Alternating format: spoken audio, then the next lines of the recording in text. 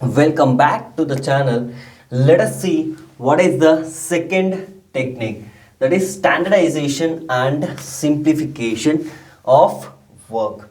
So what is standardization? Standardization refers to process of setting standards for every business activity.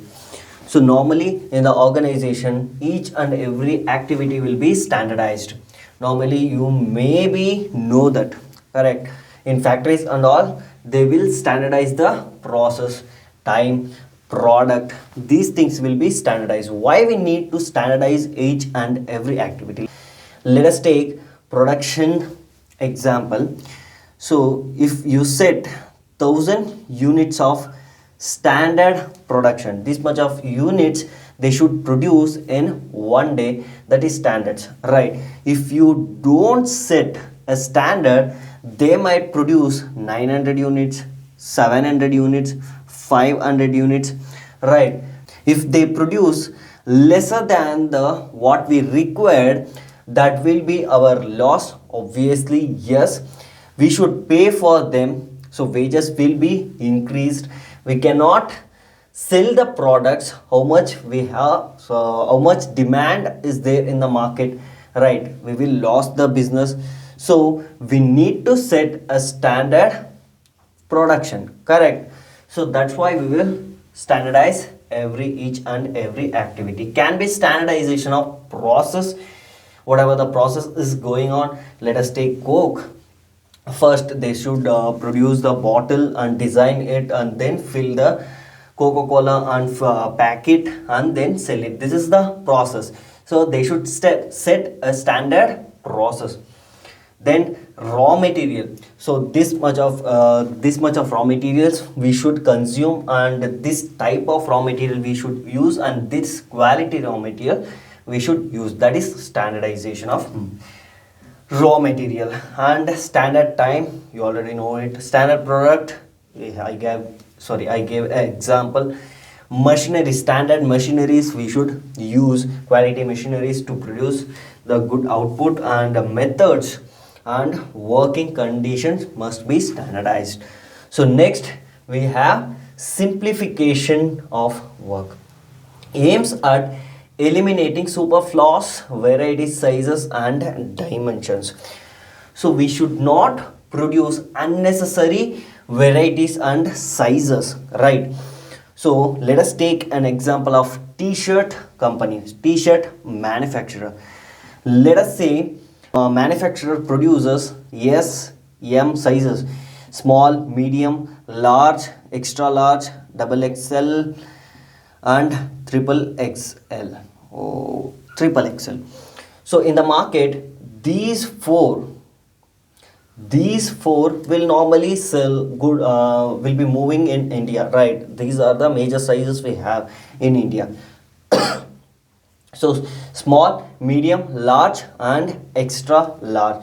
Let us say these all the varieties each sells 1,000 units per day, but these both are selling 200 to 300, correct? So here if we produce this, we are investing time, cost, material. These three are getting waste, correct? These three resources are getting waste. Then if you put the time, whatever here you are putting for these two, whatever not moving in the market, that time if you invest here, you can produce much more units, so related to these sizes.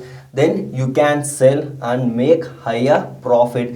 You can save the resources, you can save the energy of your employees and cost. This is simplification of work. We should eliminate unnecessary variety, sizes and dimensions. So this is your second technique. Let us go to the third technique. So let us see the third technique, which is work study. What do you mean by work study? Maximum benefit at minimum cost. we should utilize the resources less and maximize the profit. So what are the resources we have? Fatigue study, method study, motion study, and time study. We have these resources. Correct. So fatigue study speaks about rest time for the workers. Obviously, a worker cannot work entire 9 hours in an organization. If he works also, he will get obviously tired and output will be not in standard quality. Obviously, you should take rest, correct? So that is fatigue study. Let us take an example. In some organization there will be only 1 hour break in between work, and totally normally 9 hours work will be there in a shift, correct? So they will break into two, 4 hours first off and 4 hours second off, and middle 1 hour is lunch break. In some other organizations they will break into 3 breaks. So 2 hours once 15 minutes, and another 2 hours 15 minutes lunch break. Then after 2 hours again 15 minutes break. So we'll normally get refreshed and he will start the work freshly, and output will be in quality, correct? That is fatigue study. So next one we have method study. Method study or strategies, we can say that, and what it means, best way of doing the job. So we should find out a way to maximize our profit, right? Let us take an example for strategy. A simple strategy done by a cold drinks company, a soft drinks company, right? A cold drinks company produces 250 ml and another produces 245 ml of soft drinks, correct? Both are selling at rupees 20, and he is also selling at rupees 20 rupees.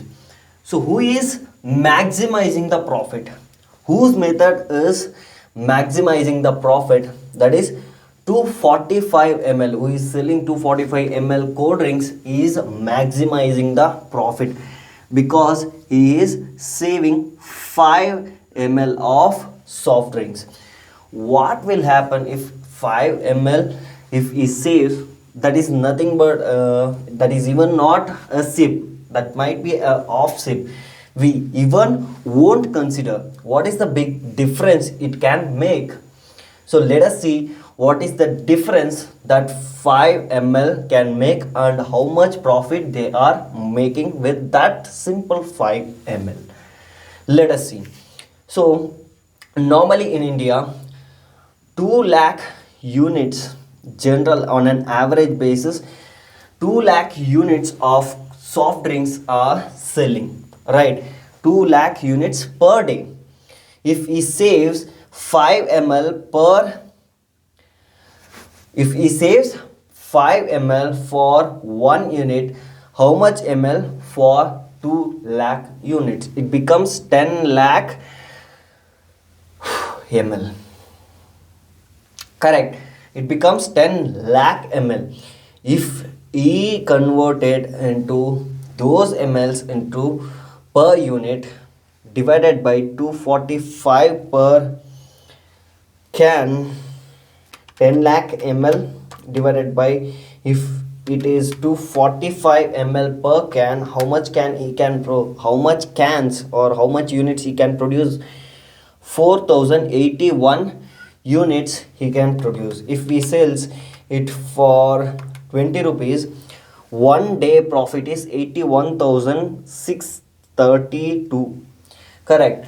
So if he earns 80,000 per day for 30 days, how much it becomes? 24 lakh 48,000. Let us round figure it, 25 lakh rupees per month.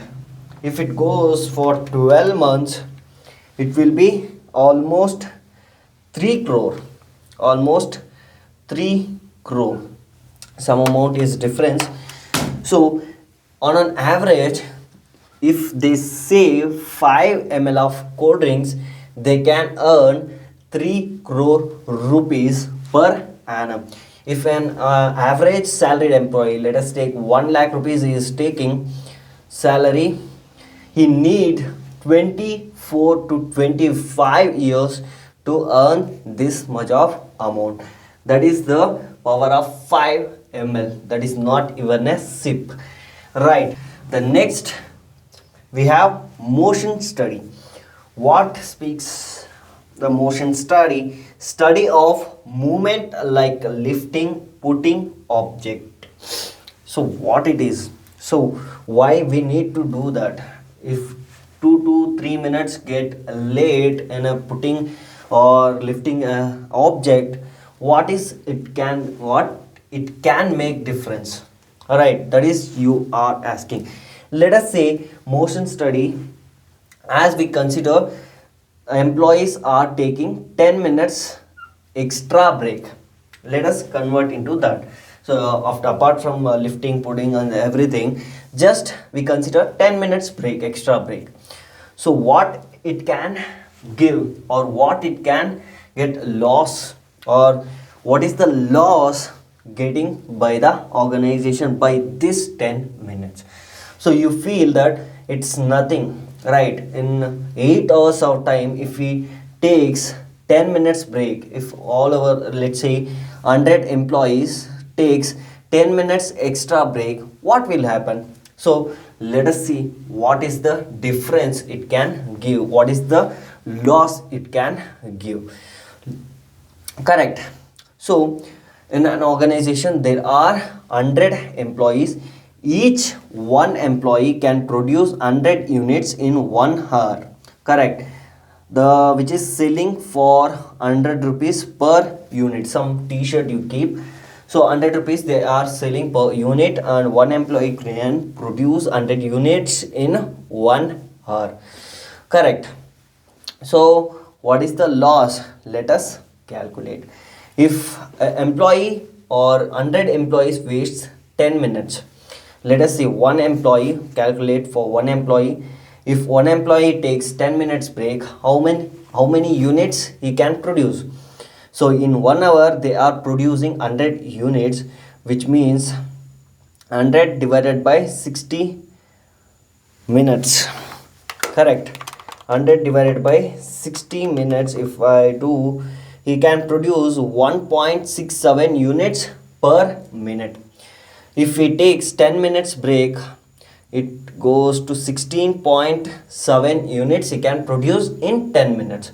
If total 100 employees takes 10 minutes break, what it becomes? 1667 units overall they can produce. Correct. If 1667 units into, if they are selling at rupees 100, it will be 1,66,700 rupees loss for that 10 minutes. If it continues for 30 days, it will be 50 lakh loss for the organization, and if it continues for 1 year, it will be 6 crore loss for the organization. That is the value of 10 minutes. That's why the scientific principle or technique of Tyler speaks about the motion study. The next one is time study. So in this example only, you know the value of 10 minutes, that is value of time. Correct. It is 6 crores per annum. And let us see the points. Determine the standard time taken to perform a well-defined task.